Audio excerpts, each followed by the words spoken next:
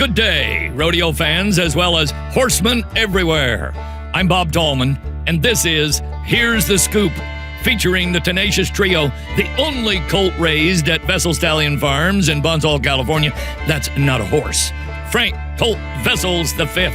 Also, the eloquent, insightful, and better half of the crew, the hardworking cowgirl and pride of Edgewood, New Mexico, Miss Rachel Pozzi.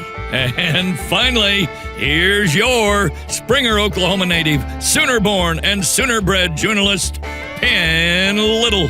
Take it away, team. Thank you again, Bob Tallman.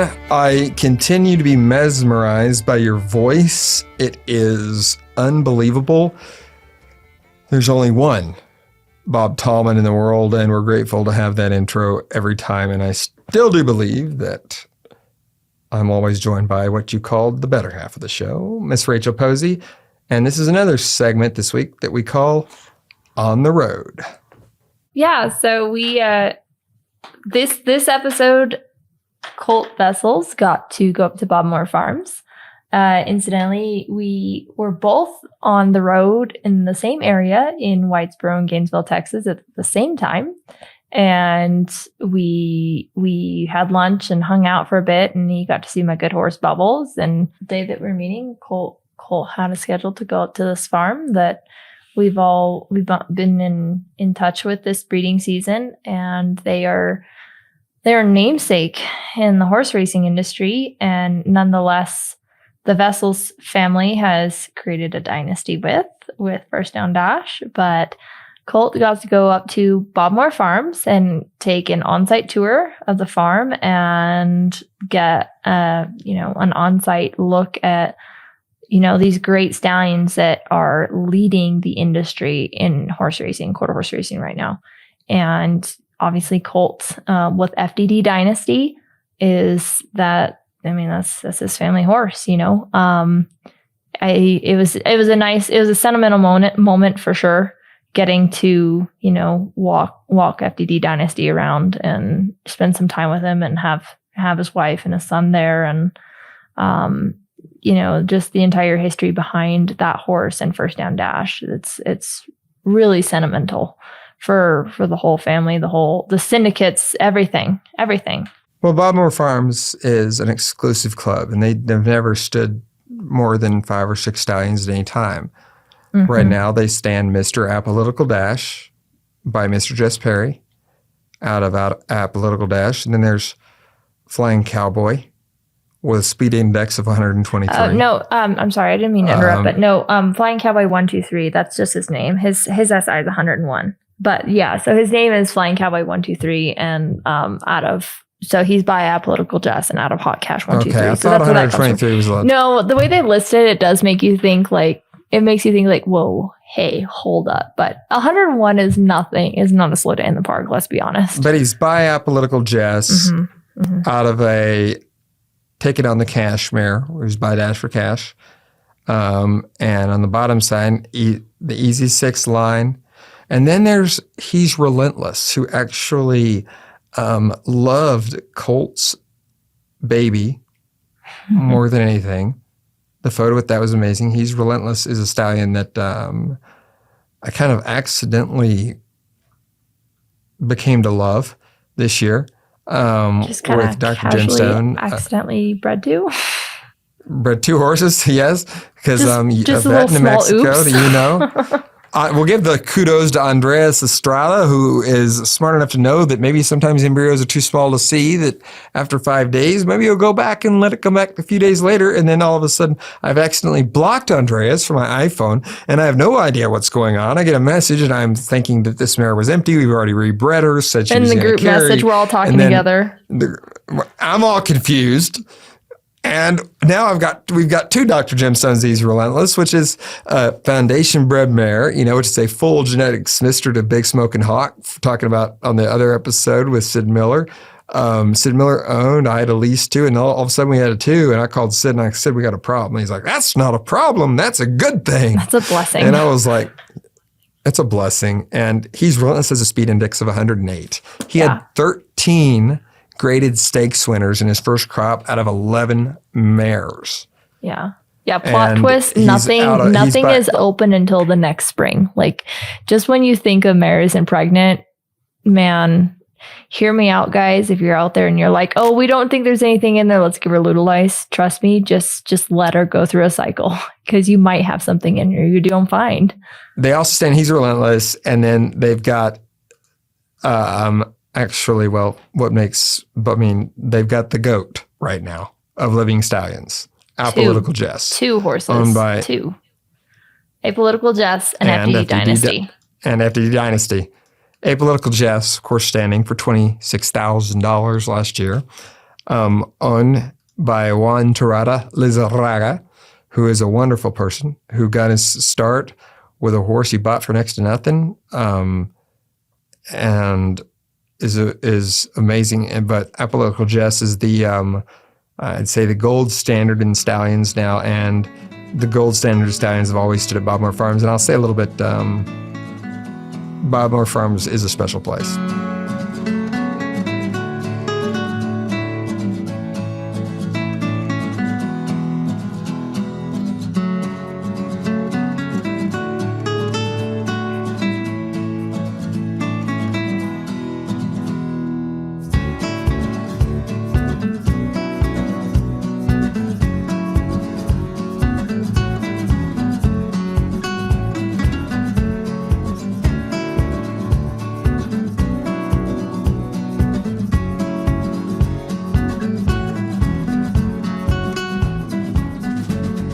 So we're here at beautiful Bobmore Farms with Phillip Stewart, who is the senior advisor and good friend of mine.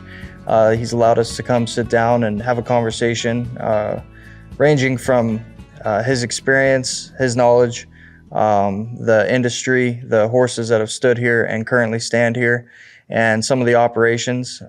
Later on today, we'll touch base with Michaela, who's the oncoming manager, and maybe speak to AJ a little bit, who works hand in hand with these horses.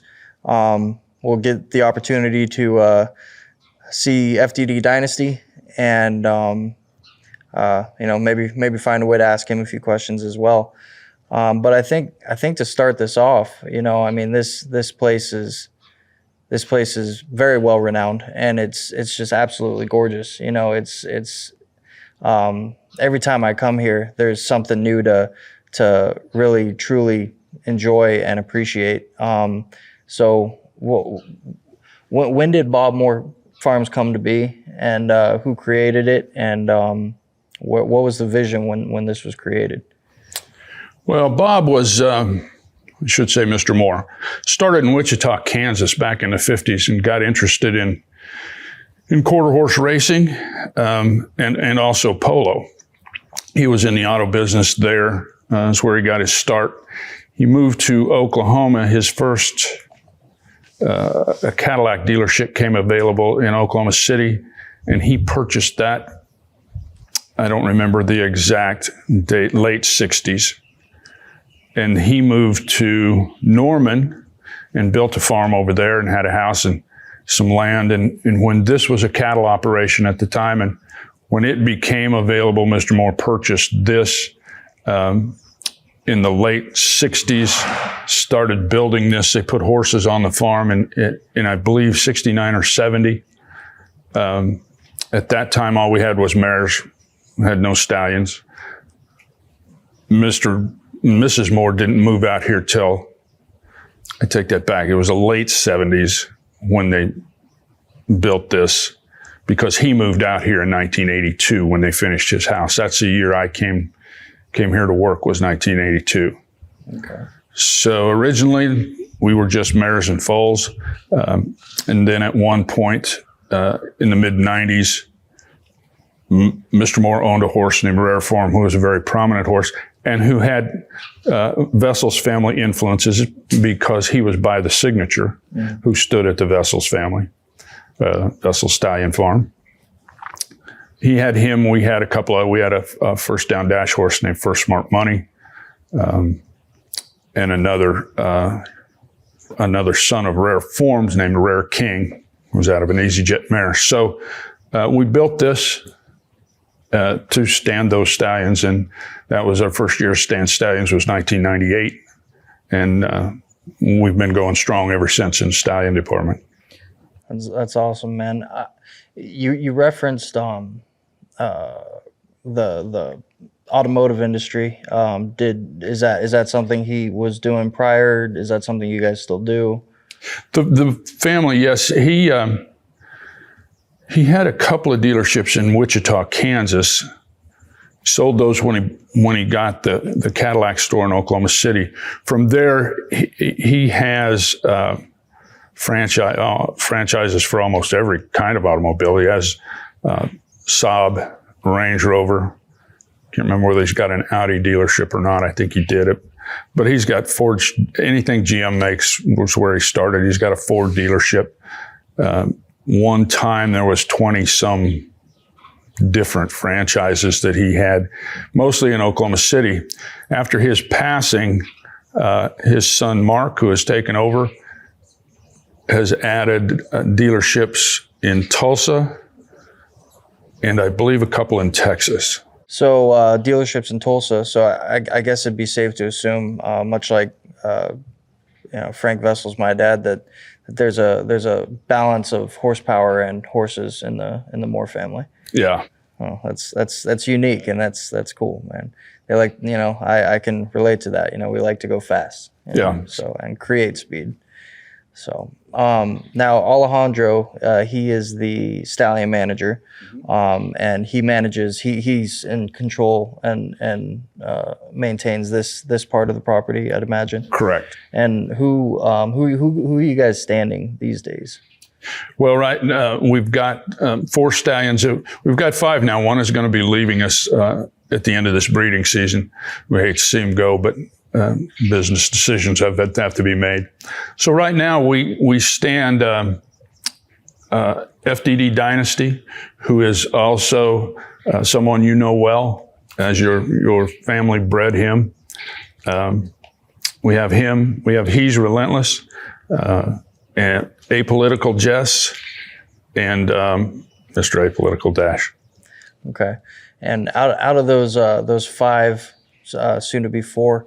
Are there, some people, when they see a horse, they think it's just a horse, but as I've grown up in the industry and as you've been in the industry, every horse has a personality. Let's talk about Apollitical Jess, for example. Is there anything, does he have any specific quirks, or is there anything that he has as one might consider as a downside, and what are his upsides? Well, it's hard to criticize Apollitical Jess because he is a leading sire in our industry now, and as you well know, First Down Dash was a premier sire for a long, long time, and most of us believe that his progeny earnings would never be exceeded by another stallion. It looks like Apollitical Jess is going to do that. He's very, very prominent stallion. They all have their own little quirks, and you just have to learn them, and sometimes work around them. Mm-hmm. Sometimes you can get them trained up to. But they're no different than people. Right. They're all individuals, and so you have to treat them that way. Mm-hmm. On my way up here today from down from the stockyards in Fort Worth, I was talking to my wife about FDD Dynasty, and she asked, what's he like, and the best way I could describe FDD Dynasty is he's like a very, very powerful and very, very successful. He's like a dog. He's got the kind eye, he's got the mannerisms, and he's just every bit of. He's docile like First Down Dash, but he's a lot, and I tell people this too, when you think quarter horse, you think more of a smaller framed animal. Well, FDD Dynasty is not a very small horse. No. He is, if I had to describe him in a word, it would just be powerful, you know. You know, in his time here, is there anything that you've picked up about him that might be a little more unique from any of the other horses? He's been really cool, and it was such an honor for me when I was asked to stand him. There's a lot of heritage between the Vessels family and the Moore family and quarter horse racing, so it was cool. And he's just a cool horse. I mean, he doesn't get very excited about much other than when we go to the breeding shed. Really laid back. He doesn't like blankets. You can't put a winter blanket on him. He grew up in Southern California. It's your family farm, and didn't have to have blankets out there. And when he got here, I think he was 11 or 12 years old and had never had a blanket on. And the first time we tried it, it didn't work very well. In fact, didn't work at all. Yeah. So, but other than that, gosh, I think your son is probably a little bit small to lead him around. But when he gets a little bigger, you know, a kid can lead him around. Yeah, you know, one of my favorite stories to tell about First Down Dash is when my dad would have the local kids at the different schools there in Bonsall and Fallbrook, California, come to the ranch for field trips. He would take them to the pasture, and he would bring those kids out, and you know, there'd be 15, 20 kids that would encircle First Down Dash. And no matter how many times you tell a kid not to walk behind the horse, or, you know, walk under the horse or slap the horse, you know, it doesn't stick. And, you know, First Down Dash would have kids running underneath his legs, slapping them every place you just don't want to slap a horse, especially a stallion. And not only would that horse sit there and not mind it one bit, but he would actually lower his head into the group of kids and let them pet him. It's really cool when you have a horse like that. Hes Relentless, his trainer when he was at the track had 2 young kids. And I think the youngest one was 5 or 6 when I picked this horse up at the racetrack. And when I went into the barn, he was riding this horse around as somebody was leading him, but he had a little jockey saddle, and he was riding this horse around the barn. And so I walked in, and Jason, the trainer, said, "Okay, let's get down. He's got to go." And he said, "When you take this horse, it's going to break this little boy's heart." And when I left, that little boy was crying his eyes out. But the cool thing was, and it happens every time they come, they don't come very often, but he has learned that he's got a new job now. He's not a racehorse anymore. He's a stallion, and he's not mean. He's not tough to be around at all. But I mean, he has a presence of a stallion. But when those kids come, he'll walk up to the door and see those kids and just put his head down. And they know, you know, most of these horses know the difference between you and I and a little one. Yeah, absolutely. And that's when you know you got a good horse. You know, I've always firmly believed that you know the kindness and the spirit of a horse, you know, within the first 5 minutes of seeing them, just based off of that look in their eye, right? Their mannerisms, how they interact with you, with the handler, with a child, whatever it may be. So going back to the farm, to your time here, tell me about that. Tell me about what brought you to Bob Moore, the time you've been here, and maybe some of your highlights of different horses, or maybe different wins over the years, or something like that. This was supposed to be a temporary job when I came down. I felt like, as I think maybe you did too, at a time when my kids were little and I had family around, and I thought that I was being told how to raise my family. And I felt like I needed to get away so me and my wife at the time could raise our kids the way we thought they needed to be raised. And so we came down here, and I thought I'll be here 4 or 5 years, and then I'm going back to Colorado. That was in 1982. So that didn't work. But I actually started out here mowing polo fields in 1982. If you ask the main office my start date, they will tell you October 1st, 1985. And that's when I left the polo field to come over and work over here on the farm. Okay. Now, when you say polo fields, was that something that was done here on the farm, or? When I came, this was mostly just a little club polo. There was 8 or 10 members here, but 2 or 3 times a year they would have big tournaments here, and people would come from all over to play polo here. These were some of the best polo fields in the United States because of the soil and how a lot of these places have, topsoil. If it gets wet, it punches down and makes divots.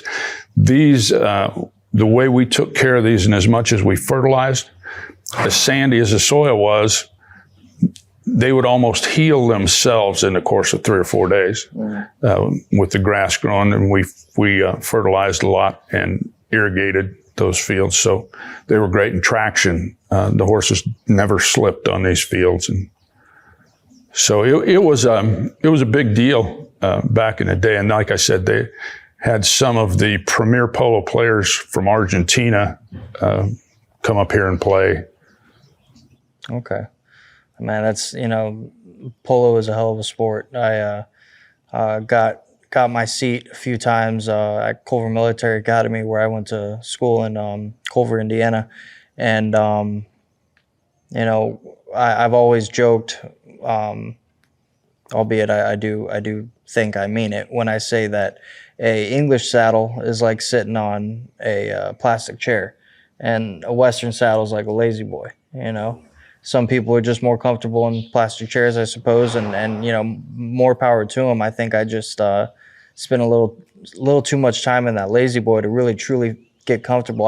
Now I found my seat in those saddles, but something about putting a mallet in one hand and the reins in the other, and having absolutely no horn or anything to speak of to kind of keep yourself balanced. I just, that part of my brain did not click, and I have a lot of respect for people who can ride and the horses. And just, again, when you look at it from a horseman's perspective, they've got different strings of horses, and they got some for endurance, they got some for breakaways and getting out in the front, and it's the closest thing in my opinion, to like a human football team or something. You got different players for different parts of the sport. And I love watching it, and I love trying to do it. Now I think over there where my wife and kid are hanging out right now, I think that's the mare barn, right? That's the mare barn. Okay. And now, how many mares do you guys regularly keep in rotation? Right now, the farm only owns 4. We're looking into the possibility of adding some more to that. And possibly, as your family did and Mr. Moore did, a lot of times they would keep a well-bred filly. And if she did well at the racetrack, then her produce is going to be more valuable. So we've talked about possibly keeping some of the fillies to run. So that's a possibility. But right now, the farm has 4 mares, and I think there are 6 yearlings this year. But all totaled on the farm, there's close to 200. And with the addition of Apollitical Jess, this was the first year for him to stand at Bob Moore Farms, and he brought a lot more mares to the farm than we had before. The industry has changed quite a bit since your dad started, in that you used to have to bring your mare to the farm. There was no cooled shipped semen. They started allowing cooled shipped semen. I can't remember exactly when, late 90s, early 2000s. But with the addition of ship cooled semen, 80% of all of the breedings that we sell, we ship semen to. If they had to come to the farm, We don't have enough facility here to handle all the horses that would have to come here to breed. Yeah. And do you collect and you do everything in house? Yes. Okay. Now let's say that I'm a nobody coming into the horse industry, and I've got a stallion that I think is going to be the next big thing. What is the criteria for me to take that stallion and to earn a place on Bob Moore Farms and have Bob Moore stand? Well, because we only have 4 stalls. Mm-hmm. So we're a small farm. We can't take all the horses that would like to come here and stand. We just don't have room for them. So it's the criteria to stand here is basically Mr. Moore. And when I speak of Mr. Moore in these terms, it's Bob Moore's son, Mark, who is now in charge of all of this. He looks at this as a boutique stallion farm. So we look for instance, Flying Cowboy 123, who has been here in the past. He was a champion 2-year-old, a champion 3-year-old, and made over $1 million. That's a horse we want. Mm. There are lots of good, as you're familiar with, there are lots of good 2- and 3-year-old, maybe 4-year-old stallions at the racetrack that are looking for a place to go. But for them to be successful, they have to have a pedigree and a race record. If you have a pedigree but no race record, the chances of you becoming a top stallion it's a long uphill battle. Mm-hmm. Everybody wants to own a stallion because they think it's easy, but it's a 5-year period to make a stallion, to get him started. You can breed all the best mares in the world, but it takes 4 years to get them to the first crop to the racetrack. Mm-hmm. So it's a process, and you have to be willing to, as you probably remember with No Secrets Here, who won the All-American Futurity, but your dad bought a bunch of mares to breed to him mm-hmm. to help him get started. So it's a very time-consuming, expensive process to get a 3-year-old stallion off the racetrack to the top of the hill. Mm-hmm. Now, one thing you just said that, I try to come into these and sit down pretending that I don't know anything about the horse industry. So for some that might be interested, there's different pictures of different horse stalls and different things that you can find on the internet or that, someone might have at their house. Explain to me the significance and the reason behind these particular stalls for the stallions with the bars, the way that it's set and all that. Well, we designed this barn. I say we, Mr. Moore and Mr. Bob Moore and I designed this barn. One of the things that is really important is that they need a lot of room. These stalls are 16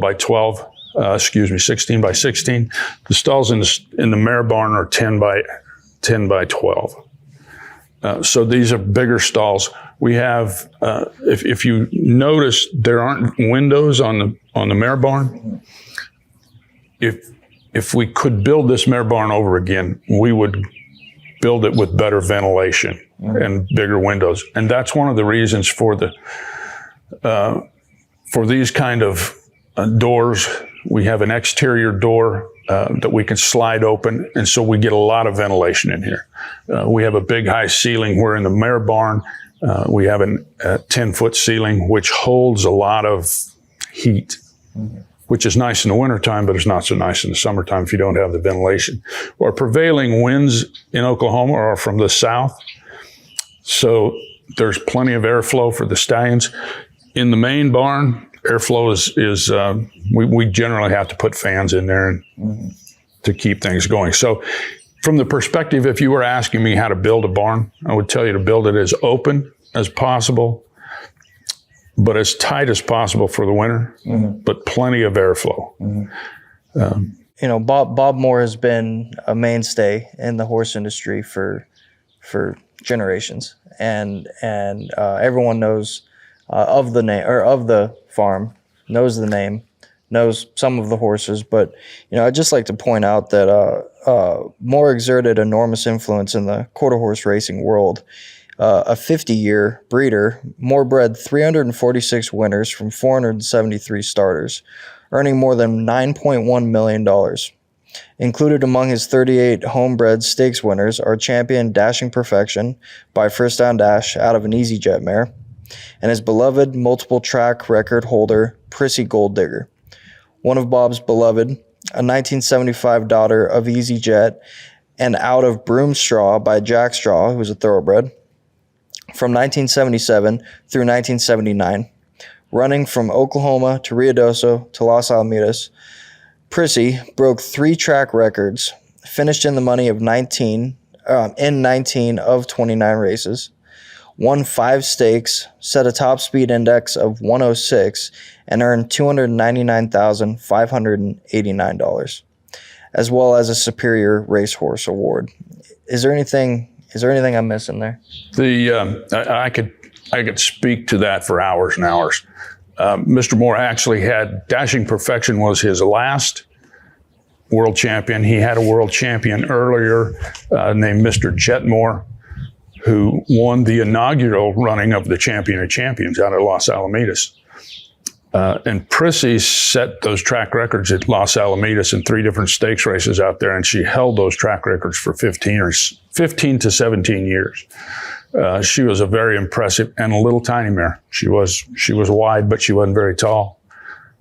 So she was impressive. We have a picture of Prissy Gold Digger winning her first race over at Sallisaw, Oklahoma. And the picture is a wind picture, which you know what a wind picture is. It's a picture of the horse crossing the finish line.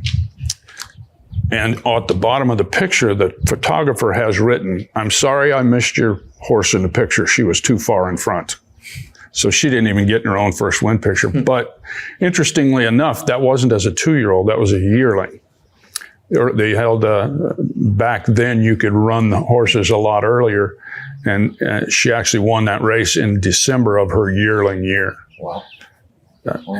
And nowadays, you can't start a 2-year-old in any recognized race until March of their 2-year-old year. Mm-hmm. And at Los Alamitos, Doc Allred won't let you start a 2-year-old until it's full 24 months old. Mm-hmm. So the industry has changed quite a bit since Prissy Gold Digger. Yeah. Well, what about what do you have coming up? I know the All-American's coming. I know there's a couple sales. Yeah, we're about to. We just finished the meet at Remington Park. Had a great meet there. One of FDD Dynasty's sons won a big race on the last night. The horse named Danger. But that meet ended. Ruidosa's starting. Ruidosa is our Churchill Downs, so to speak, for the quarter horse industry. And the All-American Futurity would be our Kentucky Derby. They just ran trials for the first big stakes race out there, the Ruidosa Futurity and Derby, which will run, I think, on the 28th. The next big race out there will be the Rainbow Futurity. And then the All-American will be on Labor Day. We have yearling sales coming up starting at the end of July. There's yearling sale in Texas. There's the yearling sale in Louisiana. Then we go to Ruidosa for the big All-American sale out there during the All-American weekend. And then we come to Oklahoma City for Heritage Place for their fall yearling sale. Those are our big events. The yearling sale is our biggest sales of the year. That's what we raise a lot of these babies for is for sales. Well, man, fantastic. What do you think about maybe getting FDD Dynasty out and going on a little walk with them? We can do that. All right.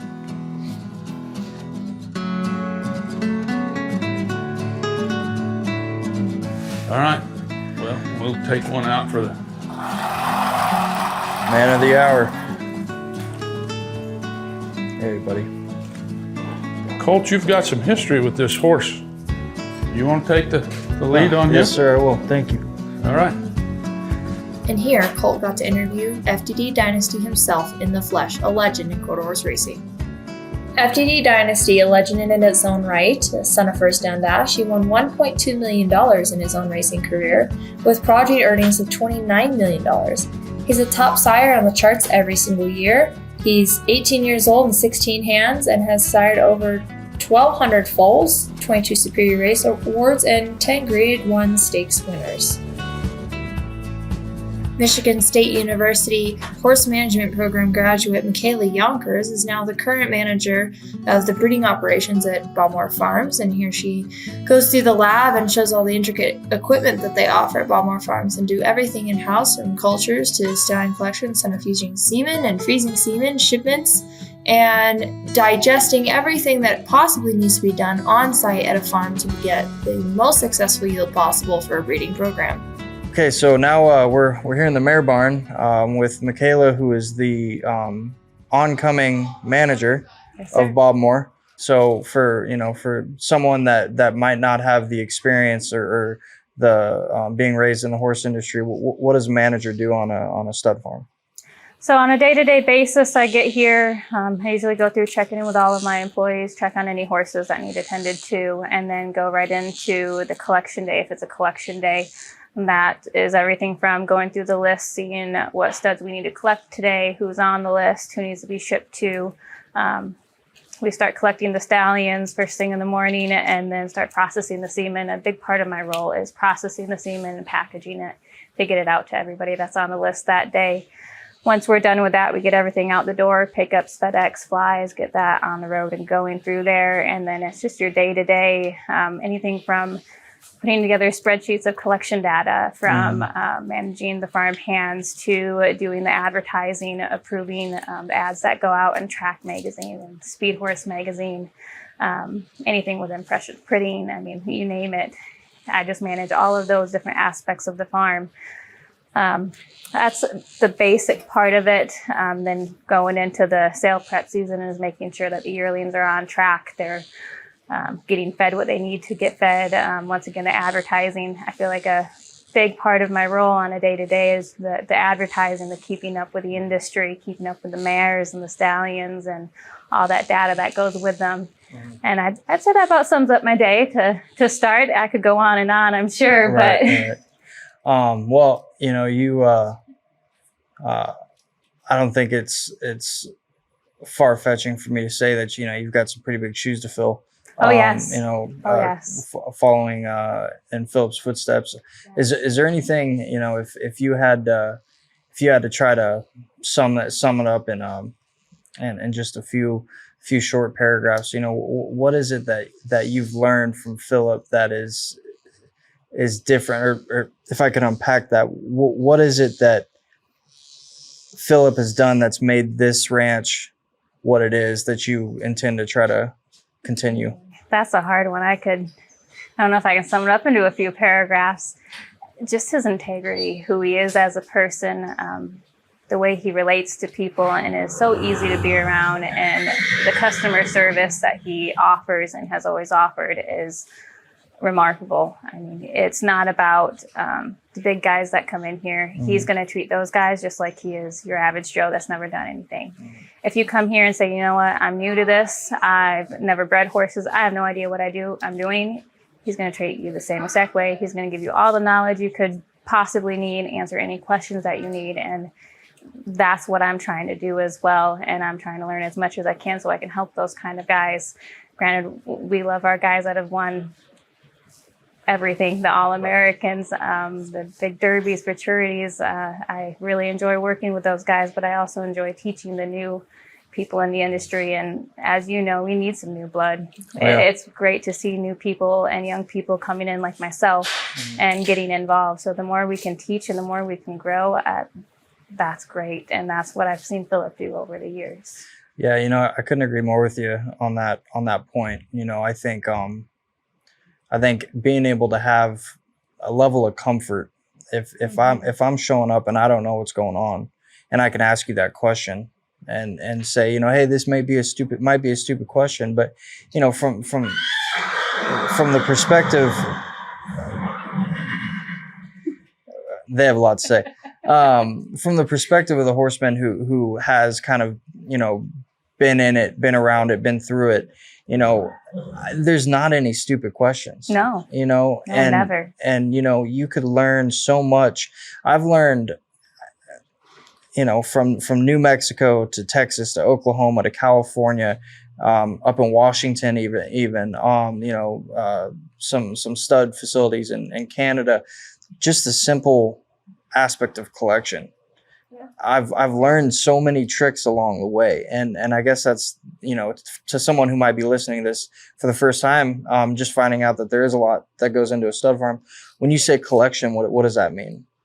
We're collecting the stallions on a dummy to artificially inseminate all the mares. Okay. So we don't do any live cover. Every Monday, Wednesday, and Friday, each stallion who has any mares on the list, which during the busy part of the season is usually all 5 of them, AJ will prep them in the stud barn, get them groomed up, ready to go. We'll get a hot mare, put her in the stocks in the collection room, bring the stallion in, let him tease up, jump him on the dummy, and collect him. We then take the semen into the lab and process it from there and make our doses, do all the math and the fun parts of it, and go to the next one. Mm-hmm. It's really interesting that you've referenced data and math and things of that nature a couple times in this discussion, and I really appreciate that, because you know, there's a level of old school, new school going on in the horse industry these days. Yes. And, you know, the analytics and the data collection and everything from, you know, taking the last, you know, 10 All-Americans and putting those all together to seeing what the perfect lane is to, you know, when, you know, FDD Dynasty might want to breed on a certain day or at a certain time in a certain way, and you know, while Hes Relentless might be completely different. Oh yeah, and they are, in fact. Mm-hmm. And that's so important. And again, you know, I'm going to say this again and again today, that there's so much more that goes into a program than what it used to be. Well, than what people assume. Oh yeah. Do you guys have teasers? We don't have any official ones. Pretty much any dry mares, I try not to use any mares with babies on their sides. Sometimes stallions don't like that, but mainly I worry more about the baby than I do the stallion in that aspect. But any of our dry mares, we have quite a few year-round boarders that stay with us that we know are good tease mares. We try to keep them on good cycles. Once we're getting into the slower season like we are now, we'll start taking recipient mares and ovulating them around, or ones that don't have anything or aren't going to have anything in for the year. Maybe they came back or slipped. We'll take those and work with our veterinarian to turn them back around and get them to be tease mares for the rest of the year. We try to stagger them on top of each other too, because sometimes it's hard to get them in heat this time of year, because everything's in full, or should be at this point. Yeah, it's funny because we you know, at Vessels Stallion Farm, we also had teaser stallions. And my ongoing joke was that he had the best but most frustrating job on the farm. Oh yes. You know, and we had this little donkey who was the teaser.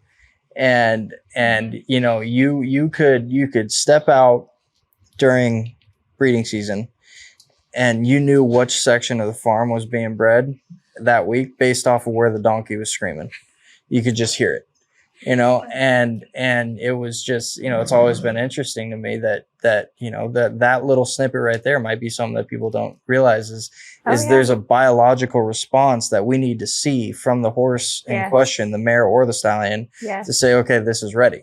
Yes. You know, and I think that's, you know, very unique, and that's cool that you guys use. You guys don't just have, you know, you don't just have one mare or one stallion on the side that's just for that job. Being able to utilize what you have in your stocks, I think is fantastic. Yes. Do you breed on this property? Yes, we do. You do? So you're in-house? Yep. Do you have a resident vet? We don't have a resident vet, but we do have a contract vet, which is Dr. Carroll at this time. We've had resident vets for years. With the addition of Apollitical Jess this past year, part of the deal was Dr. Carroll came with him. obviously we're more than happy to welcome him to the team over here. He's a phenomenal veterinarian. A lot of people know him. He's done good work. He's been around for many, many years. So we were very lucky to have him. So he goes back between here and his other clinic, and other people, but he's here every morning to help us with anything that we need. He's a phone call away if I ever need anything as well. Is there, if somebody's watching this and they are interested in, seeing what the likelihood of being able to breed any of the stallions that we've mentioned, is there a specific thing that they need to do in order to reach out to you guys? Is there a list? Is there, explain that system? So right now we're coming to an end with the breeding season. For next year, 2023, what everyone will need to do is give us a call anywhere from now until beginning of October and just say, hey, I'd like to get on Hes Relentless's list, or Dynasty, or AJ's, or Mr. Apollitical Dash, and we'll write them down and put them on a waiting list. Once we have the final stud fee in place and locked down, we will then make all of our new contracts. We'll go through the list and send new contracts out to every single person on that list. They then just need to return them signed and with money, and they are officially on the books for that stallion for the next year. We do typically get an answer on stud fees somewhere between October and November. Usually it just depends on syndicate members voting on a dynasty and stallion owners coming back and say, I've made up my mind, this is what I want my stud fee to be. Has to do with runners and how the sales go, and so many different pieces to put together to come up with that final number for the next year. But it's a pretty easy process. Number one thing is just calling us and getting on that list, not waiting. We do have some of the best stallions that you could possibly ask for out here, so you can imagine that their books fill up really fast. I'd say if you get all the way until February, you're probably too late. Yep. So it's a first come, first serve basis. So, that's the basis of how to get in line for a stallion. But, what if I had a embryo and I needed a place to put that embryo? Do you guys have anything that you can do for that? We do. We don't ourselves as a farm, but our veterinarian, Dr. Carroll, has his own business, Embryo Transfer Services, which he does the majority of the flushes here on farm for any of our mares that live on farm. We do take call-ins to do flushes as well. Once they do flush that mare and get an embryo, we can take it up to his clinic at Oklahoma City Equine Clinic and transfer that embryo up there into a recipient mare.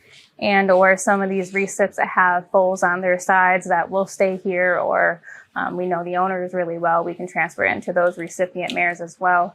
So we do a lot of that work right here on site. We rarely have to haul any mares. I'd say the only time I actually have to haul a mare is to go be aspirated. And then she comes right back here to the farm. But any other breeding work is done right here in our stocks and on farm. And all we have to do is transport the embryo at any time. Yeah, that's awesome. I was actually, my wife has a partnership, and we got to see her mare, the mare getting aspirated. It's a really cool just process. Yesterday. Yeah. And it is, it's super, being able to look at, even in my time and in history through everything from where we've gone scientifically back when I was 10 years old running around till now. Just the imagery and everything alone of being able to see what's going on so much easier is just so cool. I was discussing with my friend just yesterday, actually, regarding nutrition and how much nutrition plays a role, and a pivotal role at that, all the way from in vitro till full maturity in a horse. Is there anything you'd like to touch on with that? Nutrition is huge. Even when we're breeding these mares, if they don't have good weight on them, if they are obese even, it's actually hard to get these mares in foal or get embryos out of them. They have to be in prime condition in order to have the best reproductive luck. Even going to foaling and to raising that foal on her side, in order for her to maintain her body score, try to get her back in foal, try to feed the foal on her side at the same time, your nutrition has to be at its best, which means feeding the best feed you could feed for them, feeding feeds that are made for what you're doing. We feed strictly a mare and foal here, which is a bluebonnet feed, and alfalfa and a little bit of grass. But we primarily feed just that mare and foal because it has the nutrients in it and it's balanced correctly for a mare that you're breeding, or a mare that's lactating, or a mare that's heavy and full. I mean, it serves to each one of those pieces just different amounts without giving them extra supplements and worrying about, are these supplements going to cancel each other out? Is it too much in one area or not? That feed is built for what you're doing and balanced out perfectly. And you get really good results that way. Your babies are healthier. It's easier to get these mares in foal when they're taken care of well. I mean, it goes right on down the line all the way up to being a yearling. And as soon as we wean them, we really make sure our feed is precise so that they can grow and they look nice, but we don't want to feed them too much because I don't want them to get epiphysitis in their knees or go over, or the legs get too tight. I mean, there's so many other things that can happen if you overfeed them as well. There's that really fine line, and I think that's what facilities like us are out here to do for people that maybe don't know or need to learn. We're here to teach you, we're here to show you, and we're here to do it for you if you don't have the means. So I guess what I'm hearing there is that it's not a one size fits all cookie cutter program. Right. You know, there might be one mare in here with a specific diet while another mare might have something else, and it's relying on what's going on in that mare or that mare in foal, Right. In their lives. Yes. I guess, you know, when FDD Dynasty came off the track and he was running that high protein, you know, that lower fat content, all these other things to ensure that he had the best performance aspects. What do you do with a stallion that's coming off of that life and coming into this life, which is a very, very nice retirement? You know, he has a job, but it's different from what he used to do. Right. What do you do with the stallion there? Do you have to break him down? Do you have to, start over completely, or do you just, what do you do there? Well, luckily, they're actually fed almost the same. I wouldn't say exactly the same, but when they're racing, they're fed a lot of alfalfa. So when they come here, we also feed a lot of alfalfa because they are performing. We want, it's reproductive performance, but they are performing to a extent. And in order to do that, you still have to have that high protein. You still have to hit all those elements that they need while they are exercising heavily and being extreme athletes. So we feed a sweet feed and alfalfa. So it's a little bit of a turnover. Most of them do really well with it because they're usually used to being on a sweet feed. So I don't really mind switching from one sweet feed to another. Most don't matter. If at any time that one of these stallions came off the track and they were used to a completely different kind of feed, we would just switch it over time, just introduce the alfalfa, introduce our grain to them, and slowly switch it until they were completely on our feed alone. It's been very easy to do in the past, though, because like I said, they are so similar feed programs that it's really not hard to switch over. And is that a program that you still utilize bluebonnet with? Yes. Yeah. Yep. We feed their sweet feed for the stallions. Yeah. Okay. So bluebonnet they have a lot of different options. Oh yes, they do. And their rep has been great to work with. He usually checks in on us about once or twice a year. We'll go on a walkthrough through the farm. He'll look at all the horses. If I have any that I'm having issues with, I'll just say, hey, can you look at this one? What do you think? This year, we actually, with some of our younger ones and actually a few older ones that had some conformational issues or soreness issues, we had him come out and look at them, and we put them on it's a Stride ADR. It's a powder, probiotic powder and prebiotic. And they went through about 30 to 60 day cycle on those two products. And there was one other one, I think it was like a fish oil product. And it completely eliminated their issues. So a lot of those horses that have high stress and end up with ulcers, and you'll actually notice that their body score starts to go down. Their hair gets a little rougher. They can't really keep weight on.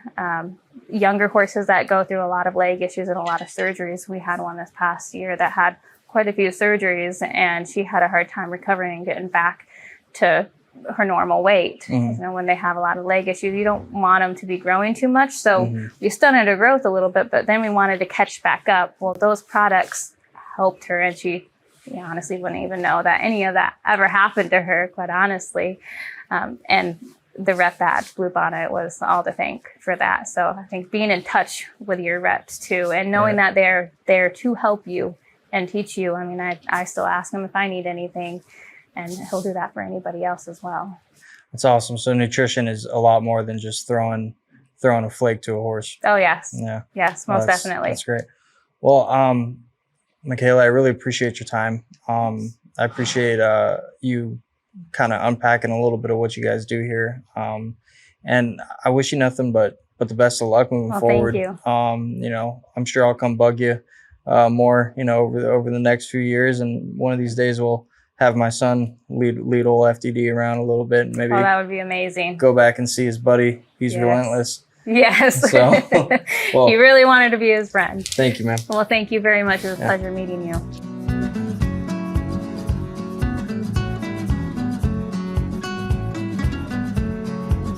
Phillip, I really appreciate, you know, the time and the ability to come out and to have this interaction, and, you know, see what you and I can understand this, but to some people it's weird to hear people say, you know, a lifelong friend, but you know, he has been a friend for a long time in my life. Since before he was born, because you were friends with his dad. Yeah. And, you know, every time I get to rub on his neck and everything, you know, it's very, very close to being around First Down Dash again. And I got to introduce my son to him today. And so I really appreciate it. I appreciate being able to show some of the people that are watching and listening, the inner workings of Bob Moore. You know, from the outside looking in, you know, you only get a snippet of the whole picture, but there's so much going on, and there's so much professionalism and so much integrity and genuine care for the horse and the breed that goes on in here, that I really I thank you for allowing us in here and doing this today. Well, a pleasure to have you out here. And as I said earlier, there is a lot of interaction between the Moore family and the Vessels family. The first time I saw you weren't much bigger than your son. Yeah. So it's been a pleasure to reconnect with you and have you out here and see some of your history here at Bob Moore Farms. Yeah. Colt, it's been a pleasure to have you out here. Look forward to seeing you again soon. Thank you, sir.